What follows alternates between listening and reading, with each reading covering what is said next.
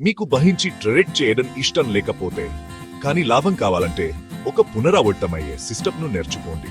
మీకు రిస్క్ ఇష్టం లేకపోతే కానీ లాభాలు కావాలంటే పొజిషనల్ సైజింగ్ ఉపయోగించండి. మీకు ఒత్తిడి ఇష్టం లేకపోతే కానీ బుద్ధి కావాలంటే నియమాలను పాటించండి. భావోద్వేగాలను కాదు. మొదటి అడుగు మీ సెటప్ను ఎంచుకోండి. ఒక మార్కెట్, ఒక టైం ఫ్రేమ్ను ఎంచుకోండి. మీకు ఇష్టమైన కాయిన్, మీకు అర్థమయ్యే చార్ట్పై దృష్టి పెట్టండి. రెండో అడుగు ఎంట్రీని నిర్వచించండి. బ్రేకచట్ సపోర్ట్ బటన్ స్పష్టమైన ట్రిగ్గర్ను ఉపయోగించండి. దాన్ని వ్రాసుకోండి. అస్పష్టమైన ఎంట్రీలు వద్దు. మూడో అడుగు స్టాప్ లాస్ సెట్ చేయండి. మీరు కొనే ముందు మీ గరిష్ట నష్టాన్ని నిర్ణయించుకోండి. ప్రతి ట్రేడ్కు 10% రిస్క్ చేయండి. మూలధనాన్ని రక్షించండి. నాలుగో అడుగు మీ నిష్క్రమణను ప్లాన్ చేయండి. లక్ష్యధర్ ట్రెడ్లింగ్ స్టాప్.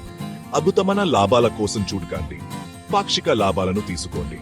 కథ అడుగు సమీక్షించండి మరియు పునరావర్తన చేయండి. ట్రేడ్ను లాక్ చేయండి.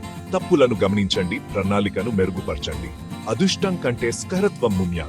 నియమాలను పాటించండి. రిస్క్ ను నియంత్రించండి. చిన్న లాభాలు పెరగనివ్వండి. తెలివిగా ట్రేడ్ చేయడానికి సిద్ధంగా ఉన్నారా?